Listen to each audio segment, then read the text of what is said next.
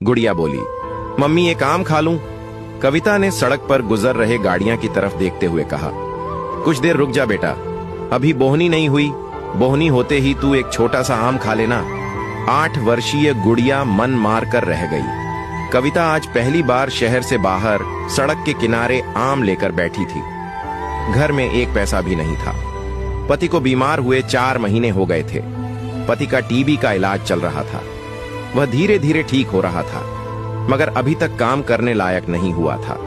मजबूर होकर कविता आज खुद काम करने के लिए मजबूर थी। वह शर्मा जी की बगिया से उधार में 20 किलो आम खरीद लाई थी। शर्मा जी अच्छे आदमी थे, इसलिए कविता को उधार में 20 किलो आम दे दिए थे। 40 रुपए किलो के भाव में खरीदे आमों को वह 60 रुपए किलो बेचकर 400 रुपए का मुनाफा कमाने की आशा रखती थी। मगर 3 घंटे बाद भी उसकी बोहनी नहीं हुई थी। सड़क पर काफी गाड़ियां आ जा रही थी, मगर किसी ने भी आम खरीदने के लिए गाड़ी नहीं रोकी। शाम के 4 बज चुके थे। गर्मी बहुत ज्यादा थी, मगर कविता चिलचिलाती धूप में सड़क के किनारे बैठी ग्राहक का इंतजार कर रही थी। धूप के कारण आम भी अलसा रहे थे, उनमें सलवटें पड़ने लगी थीं। वह आमों को धूप से बचाने के लिए अपने आंचल से ढक लेती थी। जब भी गाड़ी उधर से गुजरती तब आंचल को हटा लेती थी। जैसे जैसे वक्त गुजर रहा था, कविता के चेहरे पर चिंता की लकीरें गहरी होती जा रही थीं। मम्मी, बोहनी हो गई क्या? मैं आम खा लूं? गुड़िया ने आमों पर नजर डालते हुए फिर से कहा तो कविता को गुस्सा आ गया। उसने आंख दिखाते हुए गुस्से में गुड़िया से कहा, कोई खरीदने आएगा तभी तो बोहनी होगी। तुम्हें समझ में नहीं आता क्या? तेरी ललचाई नजर के कारण ही कोई ग्राहक नहीं आ रहा। थोड़ा सब्र नहीं कर सकती क्या? मां की आंखों में गुस्सा देखकर नन्ही गुड़िया सहम गई। उधर 400 रुपये मुनाफे की आशा में बैठी कविता को यह चिंता सता रही थी कि अगर आम नहीं बिके तो शर्मा जी के 800 रुपये कहां से चुकाएगी। आम पके हुए थे, अगर रात होने से पहले नहीं बिके तो खराब हो जाएंगे। सोचते हुए कविता की आंखों में आंसू आ गए। मां की आंखों में आंसू देखकर मासूम गुड़िया रोने लगी। बोली, रो मत मम्मी, मैं आम नहीं खाऊंगी। ये आम खट्टे हैं, इनसे दांत खराब हो जाएंगे। फिर वह मां के आंसू पोंछने लगी। बेटी के कोमल हाथों का स्पर्श पाकर कविता का गुस्सा शांत हो गया। वह उसे कलेजे से लगाते हुए बोली, ना बिटिया, ये खट्टे नहीं, बहुत मीठे हैं, ले तू एक आम खा ले। फिर उसने एक बड़ा सा आम उठाकर बेटी के हाथ में पकड़ा दिया। आम पाकर गुड़िया को तो जैसे सारे जहां की खुशी मिल गई थी। जैसे ही उसने आम खाना शुरू किया तो आम के मिठास से उसकी जीभ तृप्त हो गई। गुड़िया ने आम को मां की तरफ करते हुए कहा, बहुत मीठा है मम्मी, चीनी से भी मीठा, ले थोड़ा सा तू भी खा ले। मगर कविता का ध्यान आम की तरफ नहीं था। वह तो ढलते हुए सूरज की तरफ देख रही थी। वह जैसे जैसे ढल रहा था, कविता का कलेजा बैठा जा रहा था। उदास आंखों से कविता बोली, तू ही खा ले बिटिया, मुझे आम अच्छा नहीं लगता। फिर गुड़िया ने पूरा आम खा लिया। वह आम की गुठली को तब तक चूसती रही जब तक गुठली ने मिठास देना बंद नहीं किया। गुड़िया अब पूरी तरह संतुष्ट हो गई थी। आम बड़ा था, उसका पेट भर गया था। उधर जैसे ही गुड़िया ने आम की गुठली फेंकी, एक चमचमाती हुई महंगी कार उनके पास आकर रुक गई। ग्राहक आते देखकर कविता अपने होठों पर जमी पपड़ी को दांतों से कुरेदते हुए गाड़ी के पास जा पहुंची। गाड़ी से एक बुजुर्ग व्यक्ति बाहर निकला।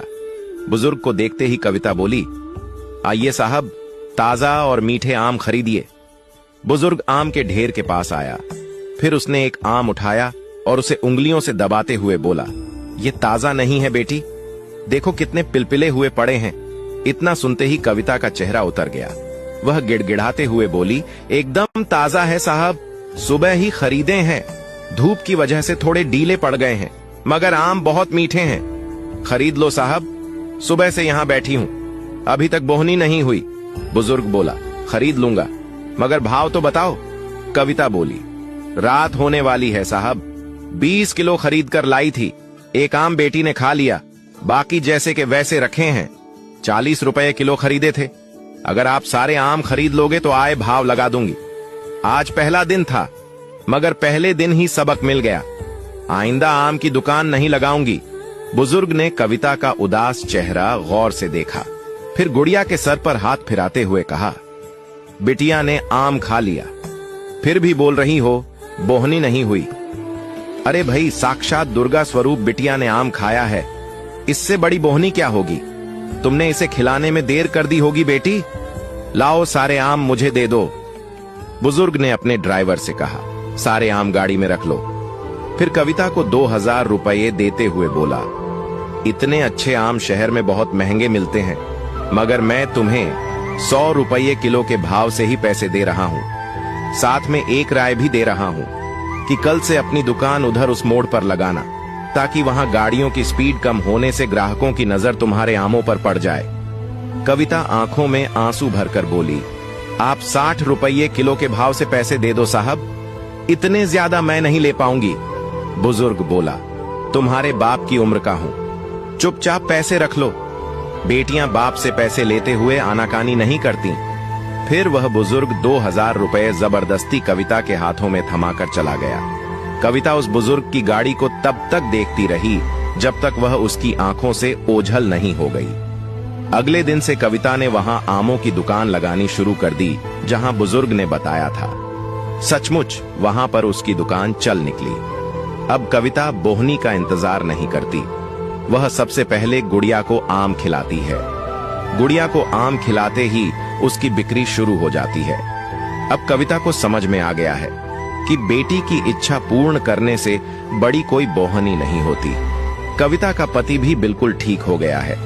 अब वह कविता के कंधे से कंधा मिलाकर काम करता है। वे सीजन के अनुसार अपनी दुकान लगाते हैं, जिस फल का मौसम होता है उसी की दुकान लगाते हैं।